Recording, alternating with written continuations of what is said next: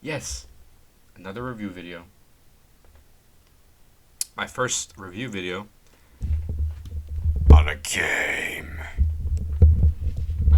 Now, now, now, now, this is a very special video because I got to play it with my homeboy, my friend, my best friend. Little Nightmares 3 is a little game about Little Nightmares. And this one takes it to an extreme because it really is, nightmares. Spoilers ahead for people who haven't played Little Nightmares 3 or aren't fully done with their Markiplier videos. You're probably on video 1, haven't got to video 2, but this is a spoiler review. Let me tell you, this game was very fun. I don't think it's the strongest out of the 3, but I definitely do think it's the most fun out of the 3 because it's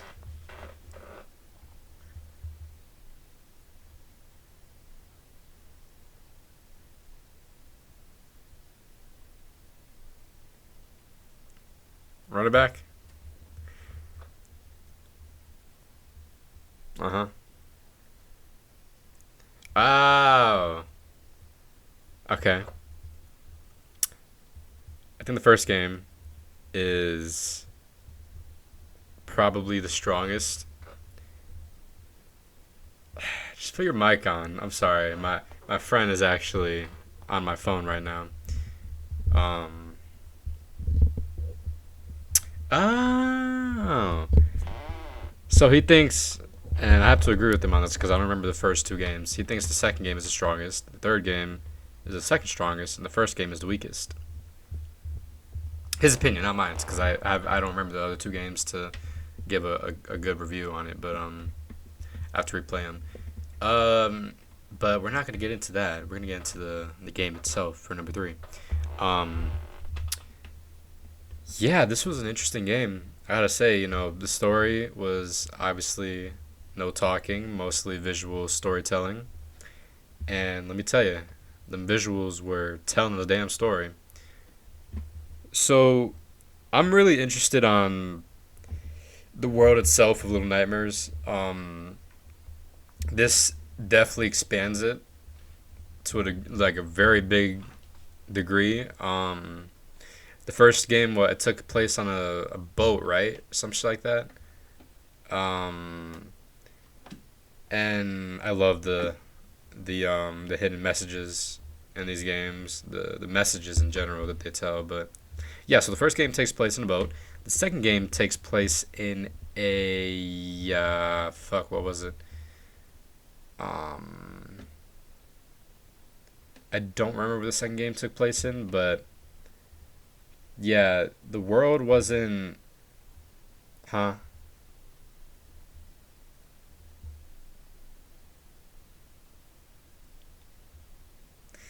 The second game took place in the city. Um, I gotta say the environmental storytelling and the villains you meet really paint a picture of what this world is like, and the third game really expands because the third game you're in a desert, a desolate land, a desert, and you make it to this city. It's like it kind of reminds me of an Egyptian city like in the olden days, like fucking before Christ or it's pretty cool. But you're getting chased by a giant fucking baby. And I should probably mention now in the video that I actually got a video coming out on my gaming channel of us playing it. So how about you go watch that video and then come back to this video? I probably should have mentioned that at the beginning, but yeah, stop watching this fucking video and go watch the gameplay video. Anyways, the mirrors make a comeback in this game. I'm pretty sure they were a essential piece in the second game. I don't remember, um, but okay, it's telling me no, it wasn't essential in the second game. I'm wrong. I'm sorry. I'm a fool. But the mirrors. Well, no, there was something in the first game. You weren't supposed to. There was like broken mirrors in the first game, and you had to use it to defeat the evil lady. But besides that, anyways, well, nice. Um, yeah. So you travel around the world going through these mirrors, because the kid has a power to go through the mirrors, and I'm a little confused because like the whole game there's cutscenes where you're in a insane asylum or some shit. Uh, and it shows the kid, the one with the not the female but the male with the bow. They show him there drawing pictures or whatever. So I couldn't really tell if the whole game was all in his head or if he has like a power to magically mentally like astral project a realistic body into other places of the world, and when he's in those other places he also conjures up his imaginary friend, which, spoilers by the way, the female character is actually his imaginary friend that he drew. And yeah, they travel through a desert area in like an Egyptian town getting chased by a giant baby. And then the second area I believe was what was the second area? Like a circus? Candy. Really? You're right. The second area was a candy factory. Yeah, so the second place was a candy factory with a old lady with long arms chasing you that turns into a spider.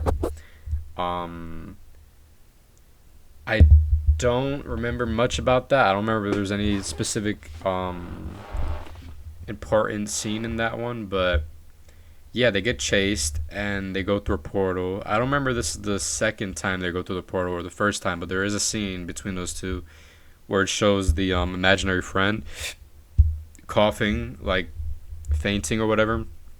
I guess because she can't like willy nilly travel through those portals in the mirrors. But the third location is a circus, and the circus is filled with hungry, hungry fucking hippos. And let me tell you, I do not like this level. There were these little puppet fuckers chasing me and my friend, and let me tell you, not even Rick Grimes could take out these fuckers. They come in hordes. They come fast, and it's. Let me tell you, you watch the video, you'll see my frustration, but yeah, it's like The Walking Dead in that episode, in that level, but yeah. And towards the end of it, after all the puppets are chasing you, you meet the most scariest boss of them all, I think. Let me tell you, this old guy, this is the boss, the evil doer, of the circus level. He has a puppet on his hand, and let me tell you, I don't know if I haven't. I don't think I played many horror games with really fast, villains that chase you. That little hand he picks some fucking pace. I'm talking, he'll catch you before you get to wherever you're trying to get to. He's fast. And he's scary. He gets you scared. I screamed. You'll see it in the video. But yeah, you get chased by them. We make it to some blimp area where we get to burn that little fucker down. And the old guy, we don't get to kill the old guy, unfortunately, but he comes out with a fucking double barrel. Yeah, no, we escaped that area. We couldn't use the mirror because, the girl gonna keep fainting. She gonna die. Yeah, it broke. The mirror broke, and we're in a blimp. We start flying up in the air. We get to see the world a little more. Not really. It's more of just the ocean. But yeah, that happens. I forgot what happens next. We get shot down or something, and we land on shore, I think, to where we were trying to get to. And where we're trying to get to is actually where the boy was conjuring up those, was like waking up at. I totally forgot to mention that, but in between those two levels, we got more of a view on where the kid is in that insane asylum. And another interesting detail I like is that he has these papers that he's drawn on.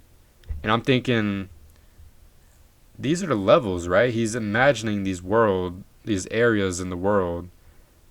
And that was one of my first thoughts, but the second thought was that he kind of created the first two games and then that one. But that's just a theory. That's my theory. I don't know. That's my second theory. The first theory was obviously, he was making those cities or areas up that he was traveling with his imaginary friend, but that's something to keep in mind for when they, I guess, decide to make a fourth one. We actually don't see, something I should point out too, we don't see 9 or 6, I don't know what the fuck her name is. We don't see her at all in this game. So I'm just going to assume that the fourth game will take place with him and 6, hopefully, maybe, I don't know. It could be 4 players next game. That'd be cool. But sidetracking a little bit. Yeah, so we make it to the mansion or whatever the insane asylum is, and it was probably the most empty level out of all of them. There was not a lot going on. It was very it was a sad level. It was more of a puzzle solving level than a, you know, sneak around and hide kind of level. There was a couple of, monsters. There was a lady, I think, that we got to kill with the plant. The plants were the only real threat, and they weren't that much of a threat, to be honest with you. It was more towards the end of the game. I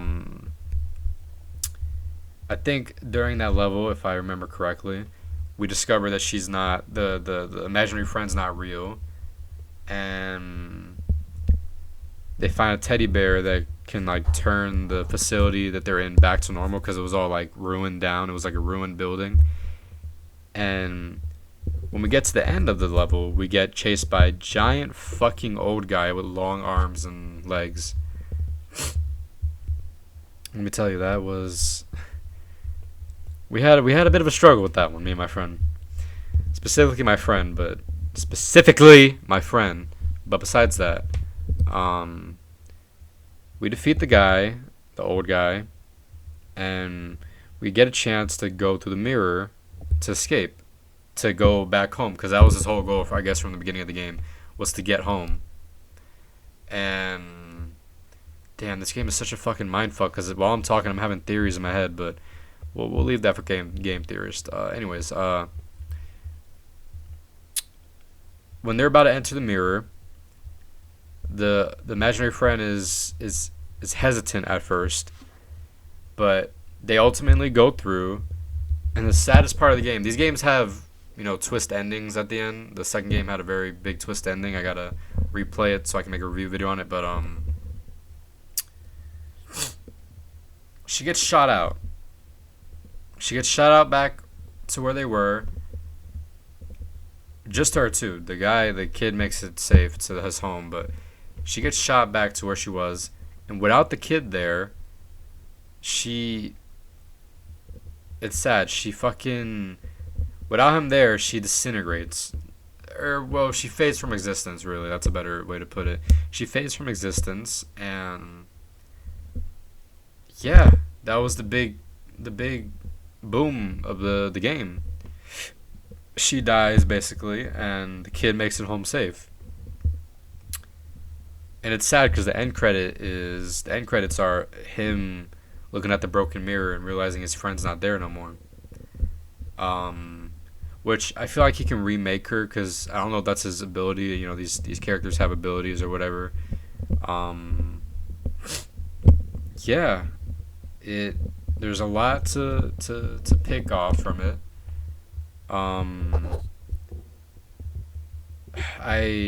I really wish they do more lore.